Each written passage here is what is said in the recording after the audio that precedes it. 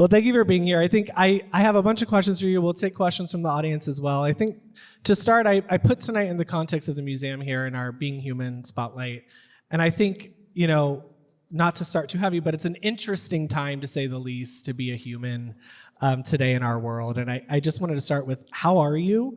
And how do you make sure to find moments of joy amidst a lot of uncertainty? Okay, well, first, I'm going to show you my socks, because that helps out quite a bit. My socks say, I hate everybody too. So I'm doing okay. Look, I'm in a very privileged position in the fact that I have not really looked at the news since the election. And because every time I remember how it was from 2016 on, and how every time I opened the news, something was on fire. Somebody was getting murdered. Somebody was, had their rights taken away blatantly in front of everyone. And I remember in that 2016 time, all of us on social media were like, resist, we gotta resist. We gotta follow all these famous grifters who are saying resist. And then what happened? Nothing, it just got worse. So I keep thinking that, was there ever a time when civility was still like the rule of the day? Like, I can't say that, the past 8, 12 years have not been some of the hardest for so many people, but it seems like even when people hated me for who I was, being gay and being queer, I didn't have to hear about it every single day. But now I'm just hearing about it more and more and more. And it's, I want to speak specifically real quick to my queer people in the audience. I know you're tired. I know you are so very tired. Trans people, I know you're probably the most tired of all. But here's the thing, without you, there is no us. And the fact that you are still here is some of the most vitally important things that you could ever possibly do. I know it sucks to be alive right now. I know it's very hard to be human. But at the end of the day, the fact that you're still here is the most important thing in the world. And I know there's a lot of evil and heartache and states changing entire laws to go after one kid who wants to play sports in their state rather than dealing with, food insecurity, houselessness, all of that. But the fact that you're here matters. And the fact that you're still able to get up every day matters. So to my queer people, and especially to the trans people in the audience, fuck everybody else, man. Like, for real, this is about us.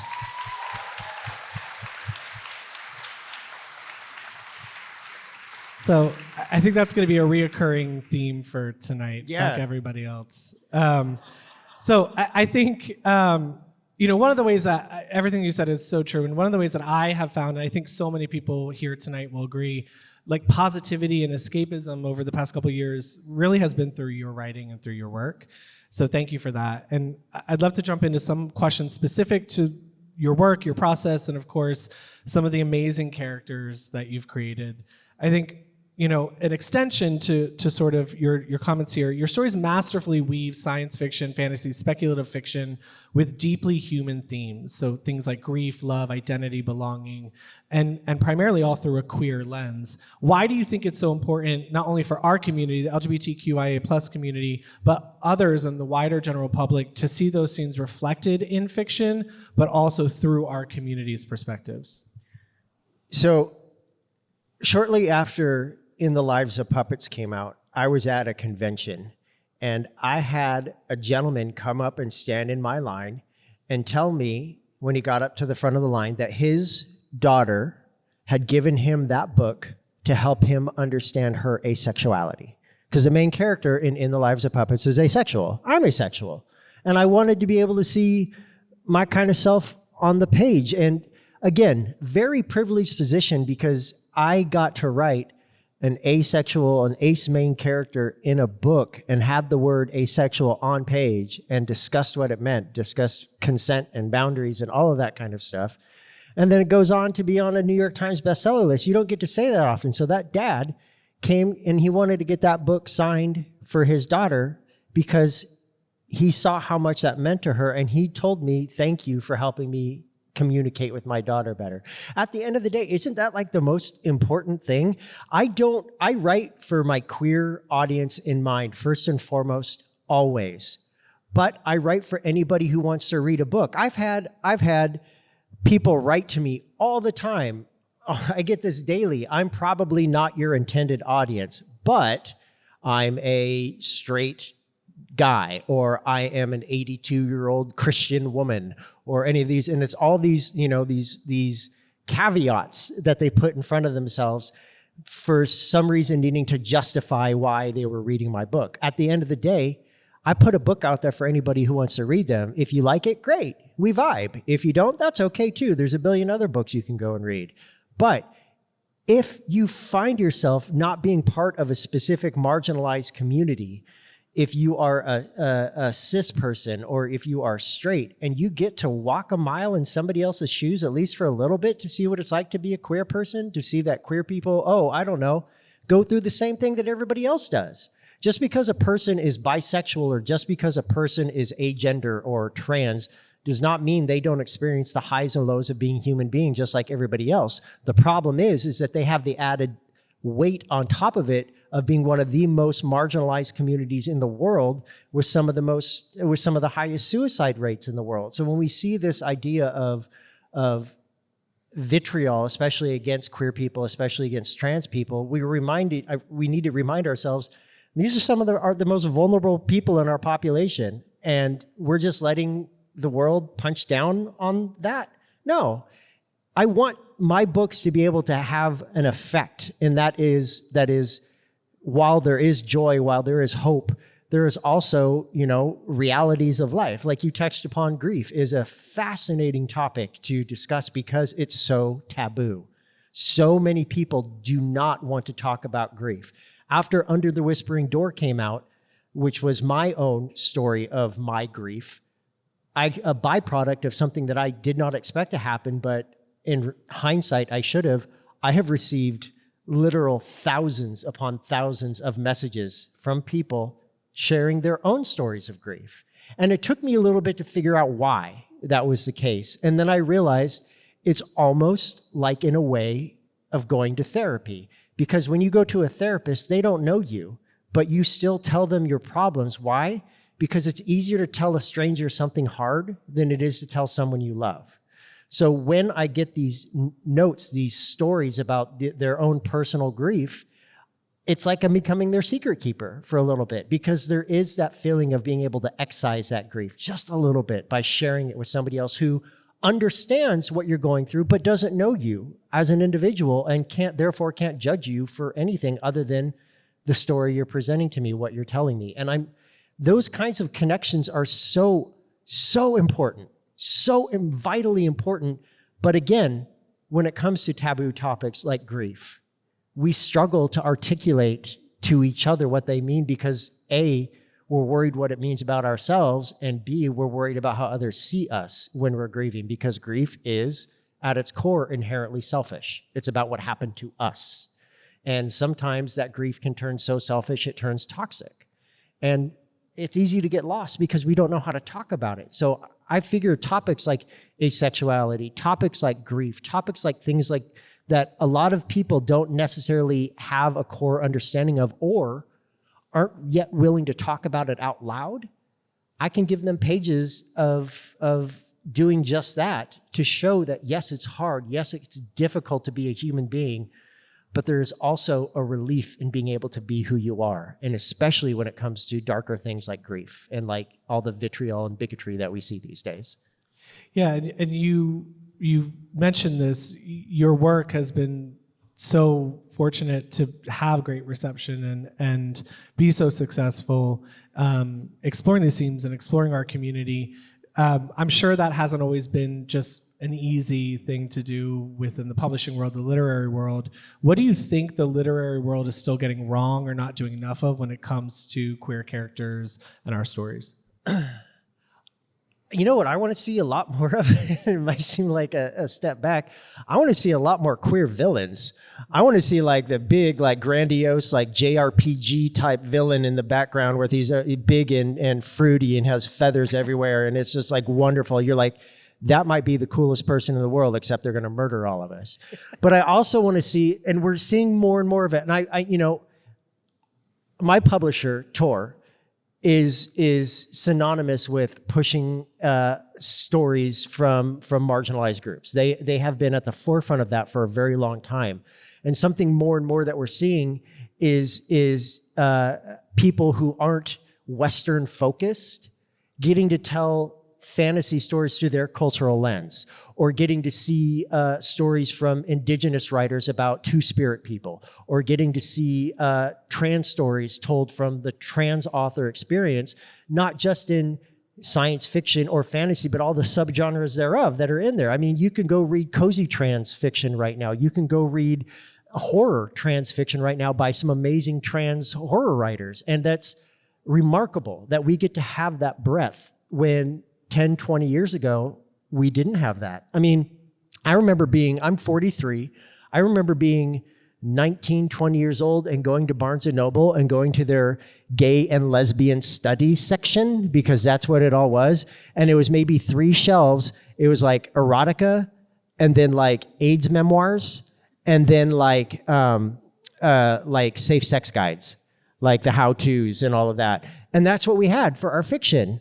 And, you know, as a kid, especially as a kid growing up, I grew up in rural Oregon, very well below the poverty line. The Douglas County Library was my saving grace growing up as a kid, but I never got to see myself in books. I never got to feel what it was like to be a character in a book, because I always had this otherness in me that made me feel different than everybody.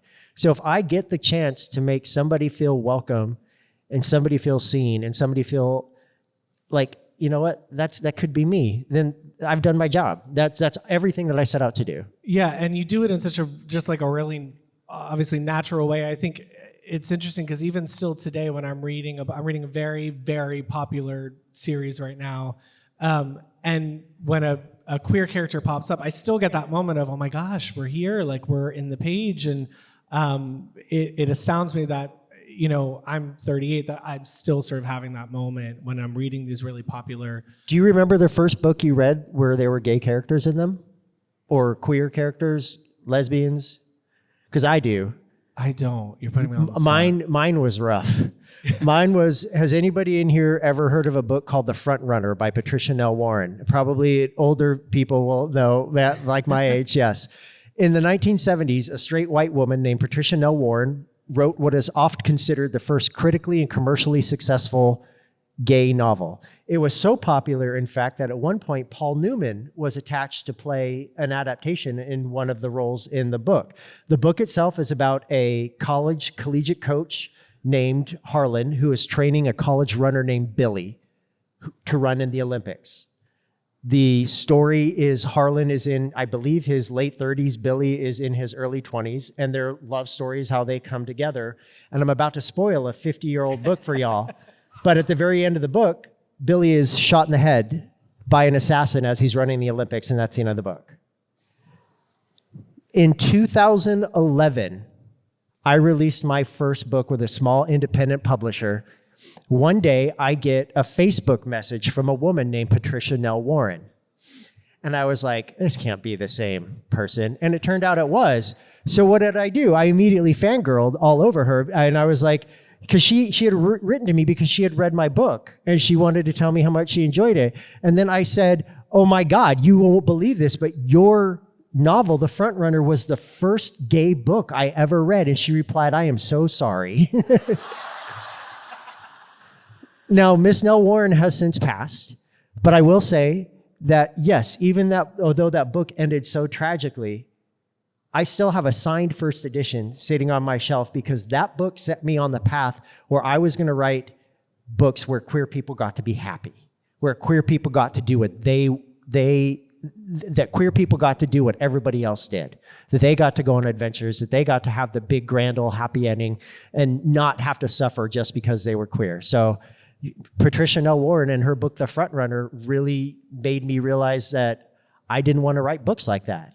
I wanted to write books where queer people got to be people and not just some prop where they get to put up and get sick or hurt or killed just for being who they are. Yeah, the trauma and the drama that's associated with. Right, because especially when you're going from Patricia Nell Warren writing that book in the late 70s to immediately going to the 80s and the 90s, which is HIV and AIDS, it feels like every queer person was meant to be a tragic individual. Yep.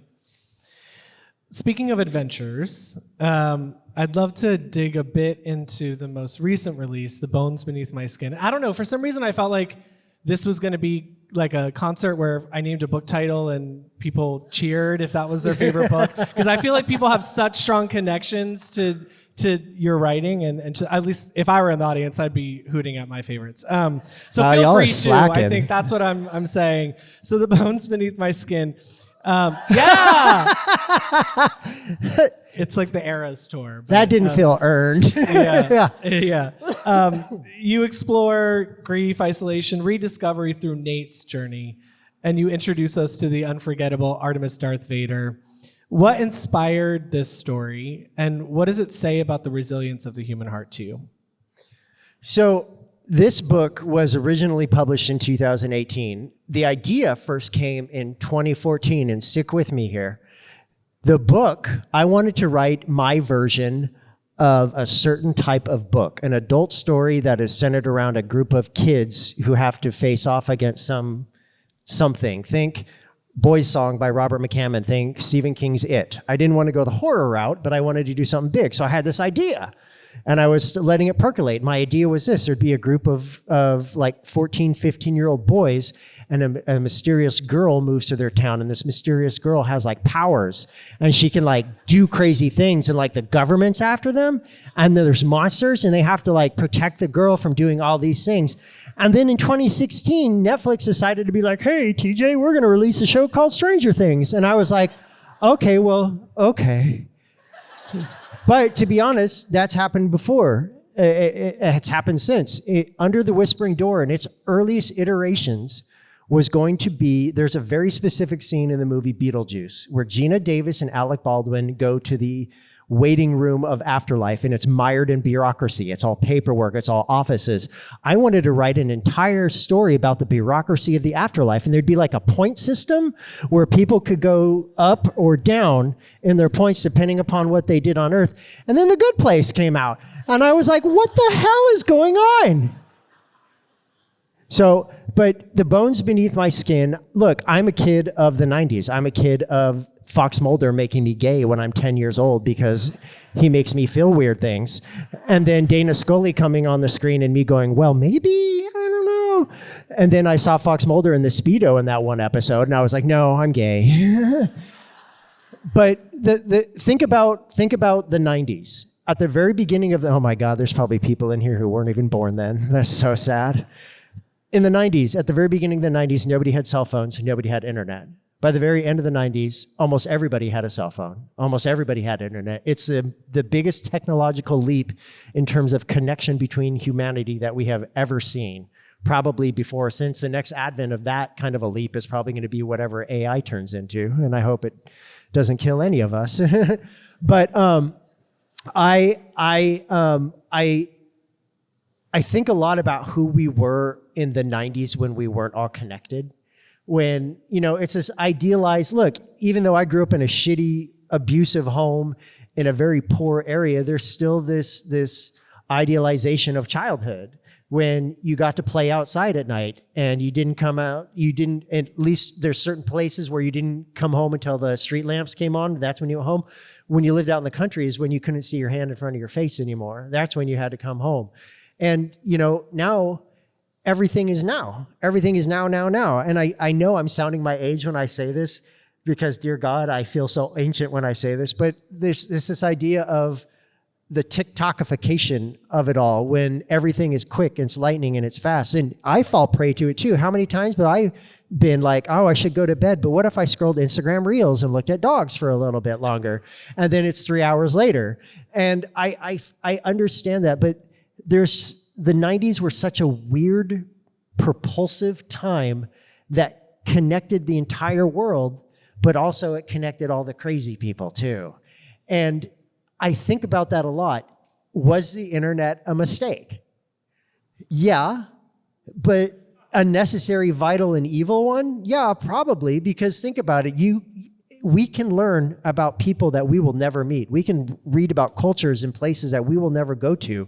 We can watch videos of their customs, of things that we might never get to see. But also, some guy named Big Racist Rick is going to come into your mentions and be like, I don't like black people. And, and I just don't understand the duality of man, I guess, is that, there's so much hope and so much joy, but there's also just a bunch of jerks. So I want to talk about the concept of family, found family. These are recurring themes in much of your writing, including the first series that I read of yours, and the concept of pack. So the Green Creek series, where you blend supernatural elements with really deeply human emotions. So what drew you to sort of the concept of pack and the themes of pack, and how does that reflect your broader perspective on what it means to be a human? I will answer your question in one moment, but I do have to say this. Out of every book that I've ever written, that 4-book series has had more gay men come up to me and say that I probably turned them into a furry. So, you're welcome. The Green Creek series. I wanted to write a story that was like Romeo and Juliet, except without the sadness of the ending. I wanted to write about 2 warring families and a young people growing up in these warring families. And that's what I started out to write. Nothing supernatural whatsoever, any at all. The idea, like even right now at this day and age and with this level of my career and all the possible things I could do, the idea of writing like something like vampires makes me cringe, like hard. Like I do not care about that whatsoever. So as I'm writing, because I'm a very serious writer at this point in my career, and as I'm writing this, I'm thinking, oh, this is going to turn out pretty good. And then my brain, some weird little ADHD nugget in my brain said, okay, but what if they were werewolves? And I said, I'm not doing that. I'm a serious novelist. I want to write the great American novel. Yeah, but what if they were werewolves? And I said, okay, what if they were? And I immediately scrapped the 50,000 words I'd been writing and started from the very beginning and just made it how I want, like the little things with the idea of ravens following around wolves. That happens in nature. That stuff like that actually happens in nature. Does that whole alpha beta thing, no, that's stupid. That doesn't happen in nature. But it's fun to read about when it does happen. And so I had no idea when I started Wolfsong, and that was in 2014. I started writing that book 11 years ago. I had no idea what it was going to turn into. I had no idea the rabid level of fandom that would spring up around it. Like, you don't mess with the Green Creek readers, like, at all, because if you do, they say mean things about you. But those books expanded. Those books are probably close to 1 million words in total across 4 books that I wrote in 5 years. And I never expected them to do what they did. And, when it comes to the idea of found family, that gets talked about a lot with my books, and I get it. But what I don't like is how now that's become like a trope. Now when you go on Instagram and you see publishers posting their pages of their new books, and it's all like, here's the cover, here's a little curly Q coming out the side that says, this has enemies to lovers, and this has found family, and this, come on, dude. Nuance. Why don't you read the book? You don't need to break it down by tropes. But the thing that bugs me the most about found family when they mention that is not that other people do. That's the whole point. You get to write about the people you choose. But it doesn't acknowledge that comes from queer people. That comes from a very real place for queer people.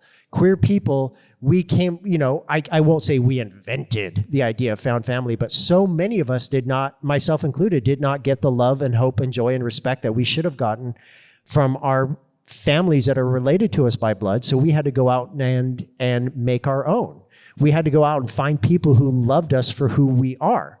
And so that's what I incorporate that a lot into my books, because yes, anybody can read my books, but queer people specifically will recognize that immediately, because so many of us, our families are not made up of people who are related to us. Being gay is so fun. I love us. I love being queer. I want to circle back to that in a second, but I'm curious, when you were writing Green Creek, just because you started talking about the process and it turned into something completely different than you thought. Once you zeroed in on werewolves, was there always was it always mapped out of 4 books that would focus on sort of a pair or a duo or the relationship between 2 characters from the start? First book, no. After the first book came out, and I realized that there could be more story there because a lot of people were buying it. I was also like, I could spend more time with these characters. I sat down and I plotted out 2, 3, and 4 and wrote them back to back to back. I've never done anything like that before or since. I do not recommend it because by the very end, I was like, I'm going to kill all you motherfucking werewolves. But it allowed me a level of involvement and detail that you really don't get. Like I knew that world intimately far more than I would have ever known if I had just written the 1 book. But after I started planning on 2, 3, and 4, that's when I said, okay, this is the arc of the story. Now, where would the character story place there? And I will say, because I get this question a lot, what's the hardest book I've ever had to write? And people usually want me to say, oh, something like Under the Whispering Door because of the subject matter and my own personal story with grief. But no, it was Ravensong because Gordo's an asshole. And it took me forever to figure out how to write him that didn't come off as sounding like he was like the worst person in the world, but also that he was just the loveliest person. And it took me forever to figure out how to write Ravensong. But once I did, I just kept on going and wrote all 3 within a year. I think I spent a year writing all 3 of those books, the first drafts.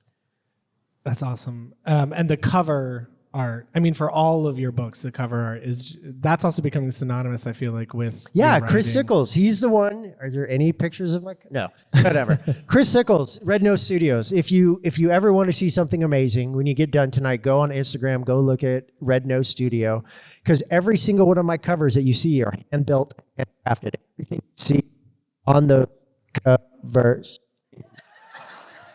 Hello. Okay. Everything you see on those covers is basically puppetry that he built. If you've seen Under the Whispering Door, the tea shop, I have that sitting at home on my desk. When you press a button on the front, the 4th floor where the eponymous door is lights up. Hugo's little moped is sitting on the side, and I have that there. He has, on his Instagram, he has fly-throughs of every set that he builds for one of my books, including the most recent one that we just announced a couple of weeks ago. Which we'll get to in a little bit. Another book that I think people always relate to Chosen Family with you, and you've talked a little bit about it so far, but In the Lives of Puppets, I guess my question is similar to Green Creek. Like, what drew you to robots, and why was that the lens you wanted to tell that story through? Wow, this is not going to be a profound story at all. So one day I bought a Roomba vacuum cleaner. And like humans do, I anthropomorphized it. I mean, you want to give human-like qualities to inhuman things. So I put googly eyes on him and I named him Hank. That was even before I even powered the machine on. So then I powered the machine on, and the first time that you power one of these machines on, they go around your house and map it so they know where to go. This stupid little dork got himself stuck in a corner somehow and made the saddest beeping sound I have ever heard a machine make. It was like beep, beep. And I was like, oh no, Hank, what if you were a character in a book? No, wait, what if you were a character in a book? What if you were a Roomba vacuum cleaner, but you had social anxiety? But you wouldn't be the main character because I'd want the main character to be human, but I guess he would be a main character in a human being raised in a family of robots. Okay, if he's raised in a family of robots, then there has to be some kind of doctor machine, or what about those nursing machines that you see going around hospitals these days? But what if she was a sociopath? And side note, I don't make myself laugh or cry really when I'm writing, but I will say I got high on my own supply when I came up with the acronym for Nurse Ratched, Nurse Registered Automaton to Care, Heal, Educate, and Drill. I was like, you are a literary god! Yes! Bow before me! So that stuff like that, it could be the smallest little things, because I had been wrestling with an idea of how to retell Pinocchio. Because at the time, when I was coming up with this story in 2017, there weren't like 30 new Pinocchio movies or 30 new Pinocchio video games or 30 new Pinocchio adaptations. I was like, nobody does Pinocchio anymore. Let me do that. And then everybody did. And I was like, fine, I'll just ride that wave, I guess. And then, but it was the weirdest thing. That book exists because of capitalism, because I bought a Roomba vacuum cleaner. So I want to talk about sort of what draws you to write these characters, besides Roombas. The characters are often very complex, beautifully flawed, radically kind. What draws you to write these kinds of characters? How do they reflect your personal worldview? See, look, the house in the Cerulean Sea exists. That still didn't feel earned. Okay, the house in the Cerulean Sea exists because in 2017 the world was on fire and I hated everything about it, and I wanted to put some goodness and some kindness out into the world. I wanted to counteract every time I looked at the United States. I felt nothing but derision and disdain. I wanted to put something out into the world that would give people a little bit of hope, a little bit of joy, a little bit of a breather. You know, some people use books as to learn. Some people use books as an escape. Some people use books to just have a moment away from their life. Any one of those reasons is valid, and I wanted to give somebody a reason to be able to have that. So in 2019, after I had signed with Macmillan and Tor for the house in the Cerulean Sea, I got the best news. I got the best news that anybody could ever get. The release date, March 17th, 2020. Do you guys know what happened that week in the United States? That week I was supposed to go on my first ever national book tour and to go and fly around to tell people that I wanted them to read a book about kindness and the Antichrist. The pandemic exploded that week. That was the week the pandemic exploded all over the world and everything was canceled and we all had to stay in our houses, and then you all went out and bought toilet paper and then cereal boxes and wiped them down for reasons I still don't understand. And then I thought that a book like The House in the Cerulean Sea was going to get lost in all that necessary bluster and noise because, look, we had no idea what was going on. I don't think that we've still grappled with the fact that 1 million people died in the United States from that. I don't think we've grappled with that. I don't think we've reconciled with those years because everything has felt like chaos since. But I thought that book was going to get eaten up by all that. But for some reason, more and more people kept reading the book until 8 months after it came out. It debuted on the New York Times bestseller list. Please don't clap because I'm about to tell you the bad thing. On January 6, 2021, the day of the Capitol insurrection. So when I was getting ready to write the sequel, Somewhere Beyond the Sea, it was originally supposed to come out this year in 2025. But I said, you know what? No, we have a very important election coming up. I want to move it to 2024, the fall of 2024, so I can give people out there hope that we're going to get through this okay. Okay. So I'm not allowed to release books anymore, man. I'm telling you, we have to have hope. We have to, because that's what they don't want us to have. What is the opposite of love? It is not hate. It is apathy. Apathy, where you are so overwhelmed by everything that you care about nothing. What happens then? That's when they swoop in. That's when they come in and try to take over. Do we really think that if they if they complete their war against trans people, that they're not going to come for the rest of the LGBTQ community? 10 years ago this year, we all got the right for same-sex marriage. 10 years ago. We were told that Roe v. Wade was never going to fall. What if Obergefell gets overturned? More than one Supreme Court justice has already let loose that he believes that it oversteps. Do you know how many states have anti-marriage laws on the books? 36. So in 36 states, queer people will see their marriages dissolve if Obergefell gets overturned. So what do we have to look for? We have to have that hope, because if we feel overwhelmed, and if that feeling turns to apathy, then apathy turns to complacency and nothing will ever happen and we've already lost. We can't lose. We can't. gratefully and thankfully, so much of the younger generation that's coming up right now are more emotionally evolved and empathetic than we ever were at their age. And they have firsthand experiences of seeing books being removed from their classrooms. They have the firsthand experience of seeing their trans classmates being targeted.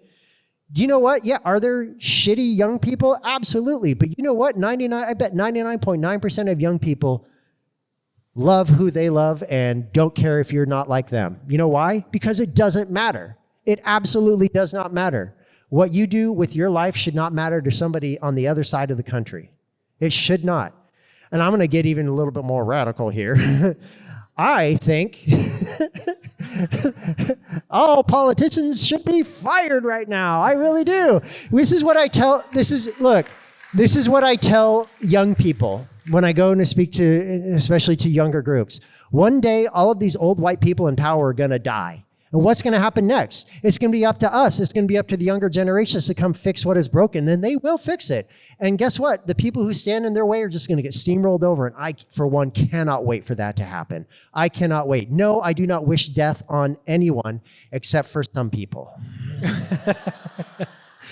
So you went in and you answered perfectly my next question, but I do want to stay on Cerulean Sea as a series. Yes, I mean, they're my favorite books too. I know I shouldn't have a favorite, but they do. I was going to ask sort of what you hope readers take away from Arthur and Linus's journey and story. Sounds like hope is one of those. Right. Did you guys know that in the 80s and 90s, there was a movement that was not reported on, that was not talked about, but it was same-sex couples adopting what people considered the cast-offs. Basically, there was a movement among social workers and nurses and doctors in the 80s and 90s for kids who were not considered adoptable. Why? Maybe they had some kind of mental illness. Maybe they had a disability. Maybe they had Down syndrome. Maybe they had ADHD, was even something on that. So what happened? They let same-sex couples adopt what society considered the cast-offs. So many children, so many unwanted children were given homes with same-sex couples under the cover of darkness. Because this was, remember, in the 90s was the time of don't ask, don't tell. You can be gay, we just don't want to talk about it. But here were generations of gay men, lesbian women, and loving partnerships coming together to take in children who were different than other children, who were not like other children, children who needed a home, but nobody else would take them. And here was an entire group of people starving for that kind of relationship with a child.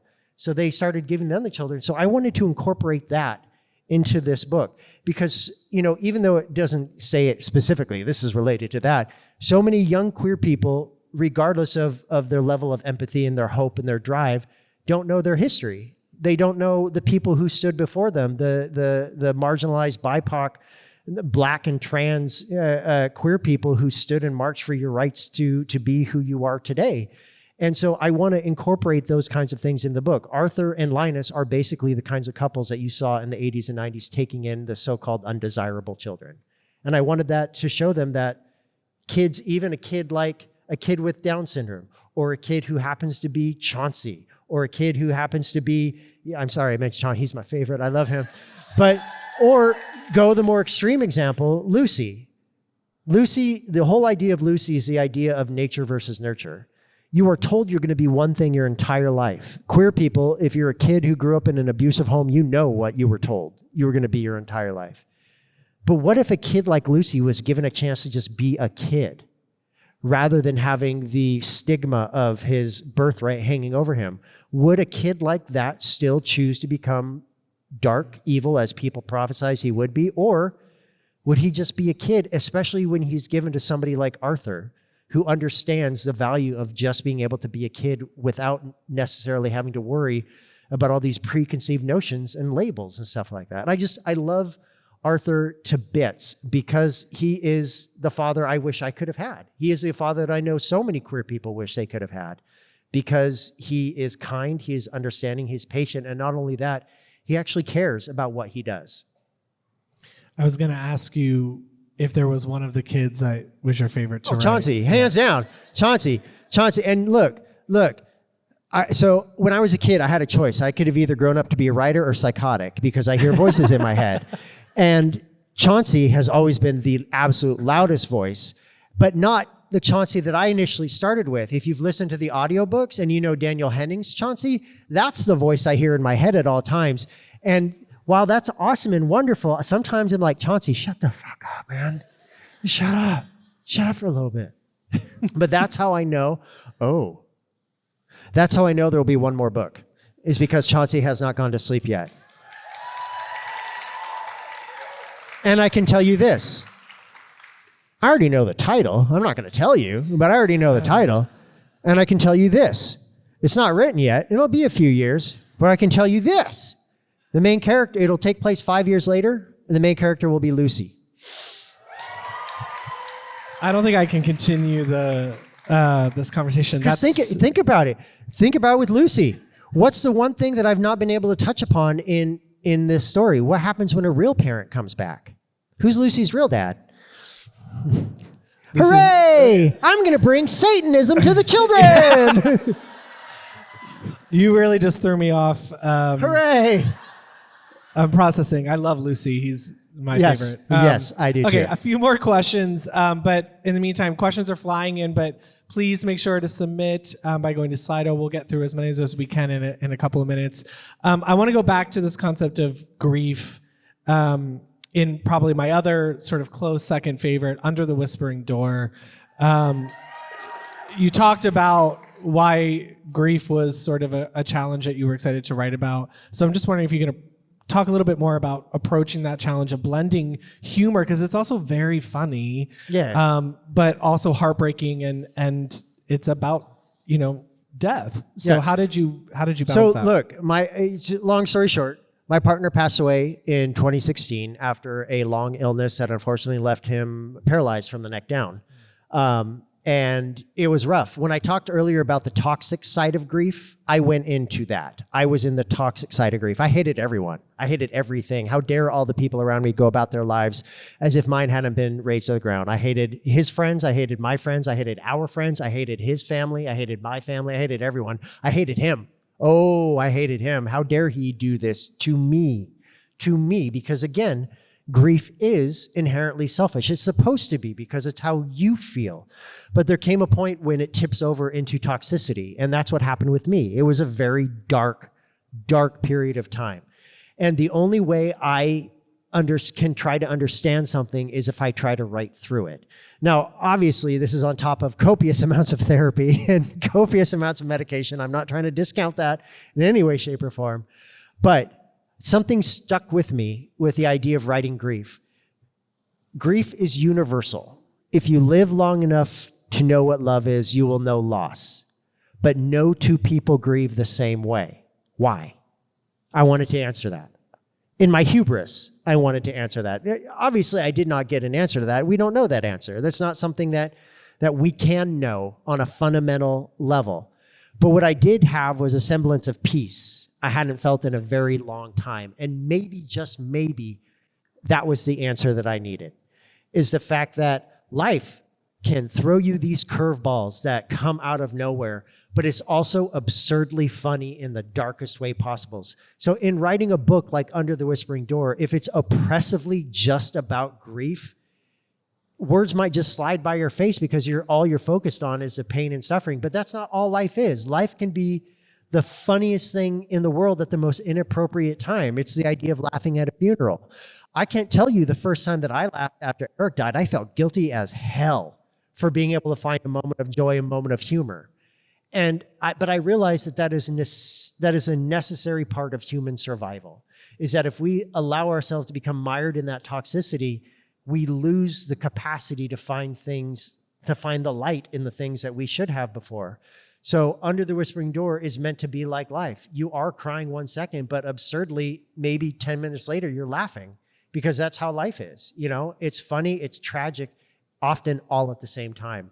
And to deny that would be, I think it would be dishonest to who we are as human beings. I mean, I've read books that are oppressive, like everything sucks in the book. Everything is horrific and horrible and hard. And by the very end, you feel drained and like, I don't want to do anything ever again. I don't like feeling like that when I finish a book. When I finish a book that's fiction, specifically speculative fiction, something like this, I want the reader to feel everything, but by the very end, A, know that maybe for a little while I'll be okay, but B, especially with Under the Whispering Door, they get to make their own determination onto what characters like Alan and Nelson and Cameron saw on the other side of the door. I wanted to make that book as agnostic as possible so everybody got to decide for themselves what was on the other side of the door. Because I don't know. Nobody alive does. Thank you so much for sharing about that. So I want to end this conversation portion looking ahead. I was going to ask, what's next? What are you able to tell us? And you dropped some really exciting news, but anything else that you can tell us about your most recent announcement that I know we're all probably really excited about, We Burn So Bright, which will be out in 2026, correct? Yeah. April 28, 2026. That book is going to cause pain. So look, two things I want to say about this book. One, if you read the book and it crushes your soul, but you still feel uplifted in a way, you cannot blame me. You have to blame my editor because it's her fault this book exists.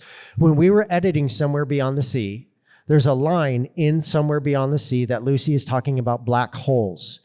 And Lucy says something to the effect of, my dad taught me that you could not see them with your naked eye. My editor wrote back, she goes, are you sure about that? I thought there was like science that said you could see them. And I was like, no, you can't see them without the aid of some telescope or an aid. We can't see them anything. And so we got into this back and forth just going over how cool black holes are. And then she said the worst possible thing you can say to a writer. Did you know there's a 1 in trillion chance of a wandering black hole finding its way to the Milky Way galaxy? And in my head, I went, so there's a chance. And I'm going to write a book about it. Now, the second thing I want to say, I really need you to listen to me on this because I don't want it to seem like I'm making this book to be something it's not. This book is, in a way, a pandemic era novel. Now, please take those words, internalize them. Don't cringe because I know I cringe when I read a book and it says COVID in the book. I'm like, stop. This is horrible. Stop talking about COVID. COVID is not mentioned in the book, but what is mentioned in the book and what's the theme of this book and something that stuck with me, what would happen if the answer for death was solved for everyone, all at the same time? Everybody knew how they were going to die. What would that do to people? Look what happened to the pandemic. Some people broke irrevocably. I'm not just talking about people who got sick and got hurt. I'm talking about the people who actually, a large swath of the population of the United States, who actively lost their minds during COVID, falling down conspiracy rabbit holes, falling down all of this and that, and many of them have not come back out. And so this idea of if something like a pandemic was enough to break humanity, what would something like the end do? Nothing you can do to stop it. There isn't going to be no last minute save. What would that do? And I had two ways that I could have gone about this. One idea was to tell a big, huge blowout of a novel covering almost like an anthology with each chapter following a different group of people in different parts of the world. Or I could write a small novel about two elderly queer men and the people they meet on the road. And I decided to go with the small novel. This is the shortest novel I've ever written. It's 50,000 words. It is a very short, quick read. But man, is this book gonna knock your freaking socks off. It is epic. Each chapter tells a different type of story. One chapter is a meeting a specific kind of family and seeing them coming undone. Another chapter is meeting hippies and going along with them and finding out like a kind of like a comedy. There's a chapter that's horror, a horror story that is told from the point of view of one specific character.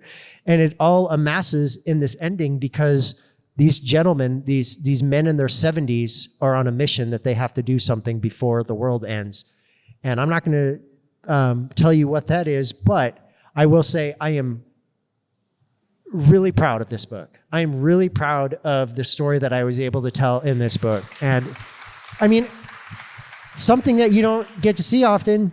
How many times do we get to see queer men in their 70s be the heroes of a book? be the main characters of a book, a loving couple that has been together for over 40 years. And they are the main heart of this book. Their names are Don and Rodney, and you will remember their names when you finish this book. I cannot wait for you guys to read this. That's a great place to I think end and switch to questions from the audience. So there's a ton here. I'm just going to get this one out of the way because it's in here a bunch. You opened this can of worms. Okay. Are we ever going to go back to Green Creek? No. Next question, please. Great. They got their happy ending. I put them through so much in that. If I were ever going to go back to tell more books like that, it would definitely not be in the same time period, definitely would not be in the same pack. I have this idea in my head. Stick with me here. A Western werewolf novel where we have cowboy werewolves. Okay, next. Great. You touched on the audiobook. Someone's asking, do you have any influence on the choice of audiobook reader or how a story is read? Not how the story is read, because I've worked with my audio narrators, Kurt Graves, Michael Leslie, and Daniel Henning for many, many books over many, many years. So I give them the book and let them do whatever they want. I don't give feedback because I've worked with them for so long now that I trust them implicitly to do the work. Kurt Graves is going to be doing We Burn So Bright, which will come out next year. And Daniel Henning will be doing another book that has not been announced yet that I almost spoiled. So yeah. We're not live streaming. It's okay. It's all in the cone of safety here. Cam is asking, what do you value most and what frustrates you about writing as a full-time profession? And do you have any aspirational career goals, in quotes, in the broader industry? No, I don't have. I mean, look, when you're an author, the thing, especially when you're burgeoning, you're starting out, you always think, I want to get on the New York Times bestseller list. I don't know why that was me as a kid getting that stuck in my head, but I got that in my head always. And then I got on it and I'm like, oh, bless you. That's it. Okay, cool. Next. And so I'm very lucky to have had the success that I've had. I'm very privileged to have the success that I've had. That doesn't discount the fact that I've worked my butt off to get where I'm at today. But when you get those labels and stuff like that, oh, this book is a New York Times bestseller, you get this, it creates it's both awesome, but it also creates this thing with the publisher where they're like, well, okay, now we want your books to be chart higher, and now we want your books to stay on longer. And so they have aspirations. I'm just here going, I'm just coasting now, man. I'm good. I'm totally fine. I'm just going to write what I want when I want to write it and put out the books. And if they want to publish it, great. If not, then it probably sucks, and I'll trunk novel it. And then when I die in like 30 years, y'all can be like, oh, this book wasn't very good. I can see why he didn't publish this. I have a few of those. I have like 4 full-length novels that'll probably never see the light of day. So when I die and you read them, you'll be like, yeah, he should have kept this one a secret. Some fun ones here. Which character from one of your other books do you think Artemis Darth Vader would be best friends with? Lucy. Hands down, Lucy. I can only imagine the chaos that they would cause. Yeah. And by the way, I wrote Bones Beneath My Skin, and then I immediately went into writing The House in the Cerulean Sea. Artemis was a precursor to what the kids on the island would become. Are all of your books have Easter eggs for other books you've written? Are these all set in the same world, or are they alternate universes? No comment. Great. Because I'm only going to make it worse in my next couple of books. Sorry. Oh, no. How did the tea shop come to you as a setting for Whispering Door? I thought of the coziest place in the world that I would want to go to, and I thought like a coffee shop that had like big overstuffed couches and fireplace and stuff like that. Then I realized that I don't like caffeine because my ADHD makes me go crazy. So then I was like, why not tea? And then so every tea that they drink in there, I just pretend is decaffeinated.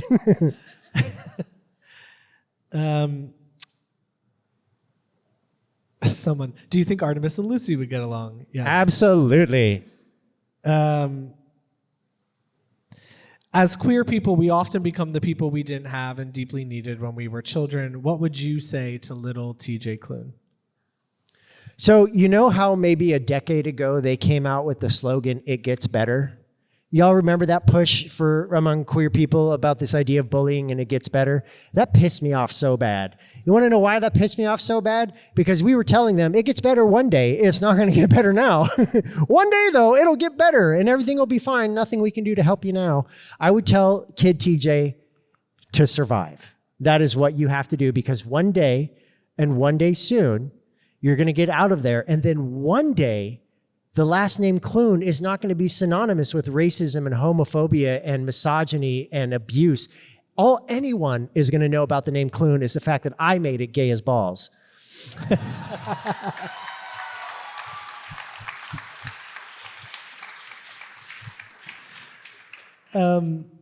Someone says, Chauncey rocks, why bellhops?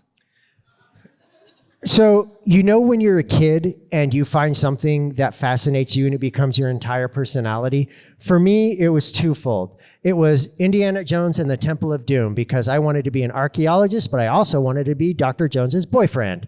And if you have seen the movie, you will know why, because there's a very specific scene that is fundamental to 11-year-old TJ, is when Harrison Ford, Indiana Jones, is standing on a rope bridge, mostly shirtless, with a big machete over his head, and he's about to cut down the rope, and my 11-year-old self went, I'm feeling things.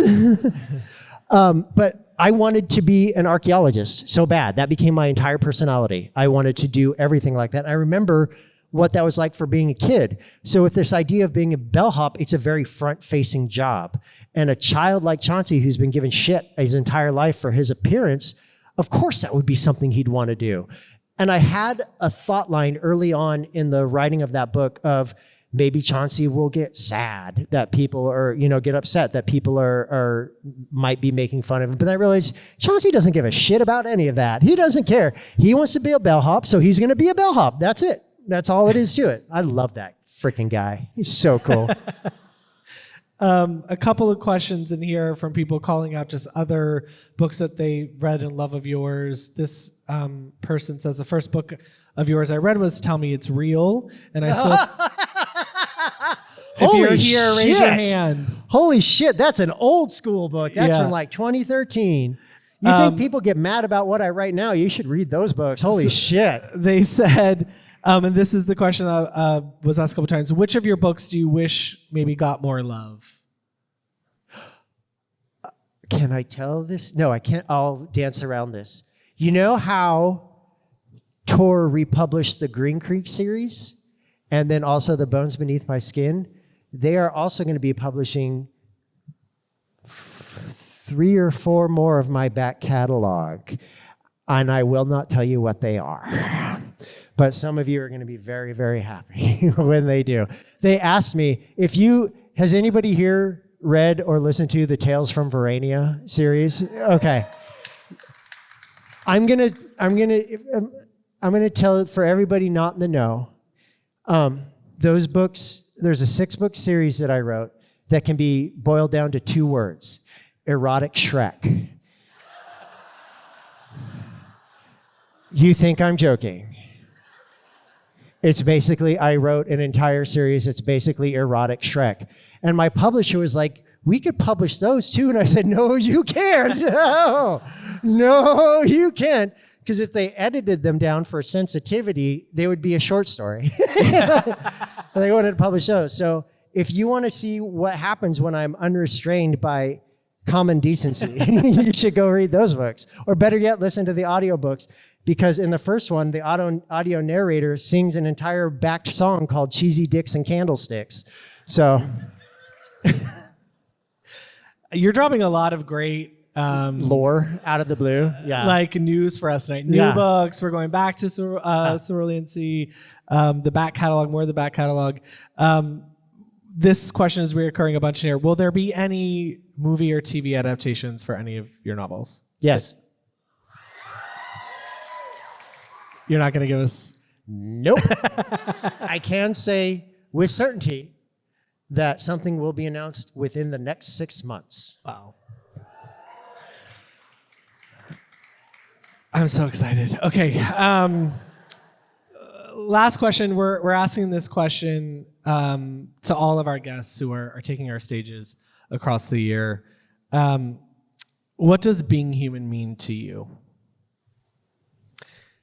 You know how no matter who you are, where you live, where you grow up, what kind of people you belong to, your background, your history, if you touch something hot, everybody goes, ow. How freaking rad is that? How cool is that we are so different, yet we are so defined by similarities that we are so much stronger together and so much more alike than we care to admit. And it blows my mind that more and more people can't see that.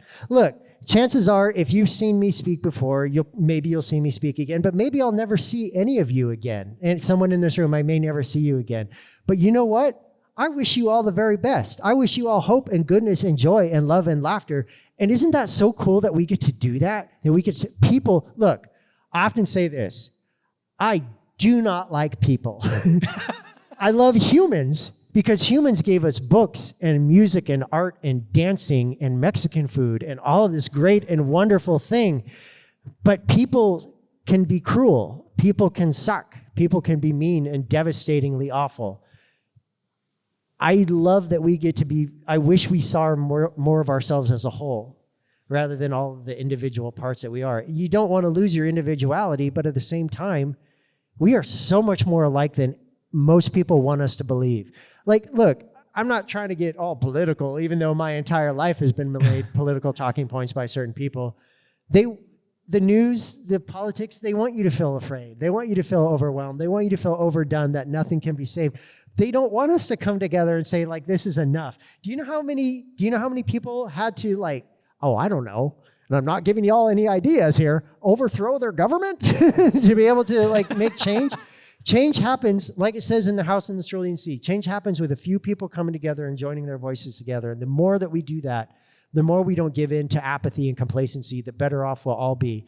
I know it didn't seem like it get much worse after, like, pandemic-y times, and now it doesn't seem like it can get much worse. It may, but at the end of the day, we are so much better together than we ever are apart, and there's so much more to bring us together than there is to divide us. And fuck everybody who spends their time peddling in division, because that's not how the future is going to be.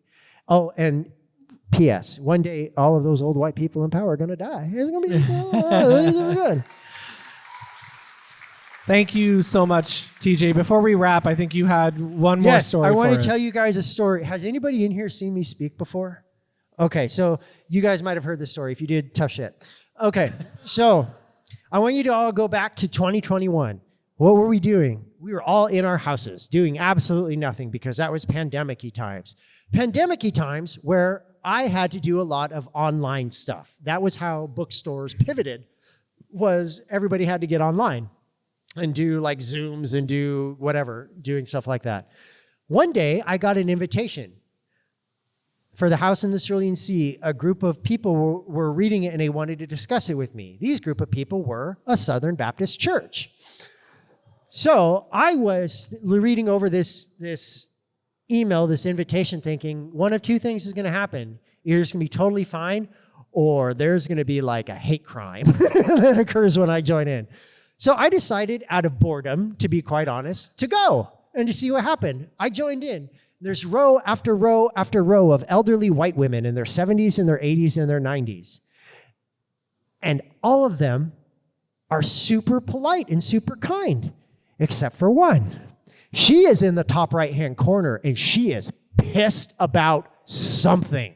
She does not speak the entire time, but she never looks away from her camera. So she is glaring at me. If looks could kill, I would have been a dead fruit fly at that moment in time. So I got done. Nothing bad happened. It was a lovely conversation. And I got done, and I thought to myself, I have some biases that were kind of quashed tonight. Organized religion is a joke to me, but those people, especially Southern Baptists, those people were nicer than I expected them to be. I'll probably never hear from them again, but you know what? Live and let learn. The next day, I get an email. Guess who it's from? You're right, it's from the top right-hand corner lady, and she is pissed. Why is she pissed? How dare I include the character of the Antichrist? Did I not know who the Antichrist was? Did I not know what the Antichrist was prophesied to do? Did I not know that teaching children about the Antichrist could be detrimental to their developmental cycle?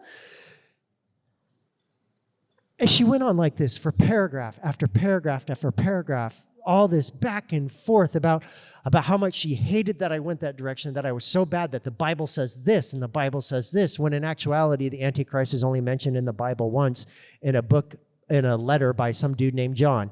And she was incensed, and she said, but while I did come to care about 6-year-old Lucy, she wished I'd gone in a different direction. And then she ended the email with the best sign-off of any email I've ever received. A sign-off that I now use in emails to my friends. After taking me to task for the inclusion of the Antichrist in this email that went on for paragraph after paragraph, she finished by saying, but I did not mind the homosexuals. So what can you take from that? Make bigots mad about something else and they'll forget to hate you. We win. Good night, everybody. Thank you.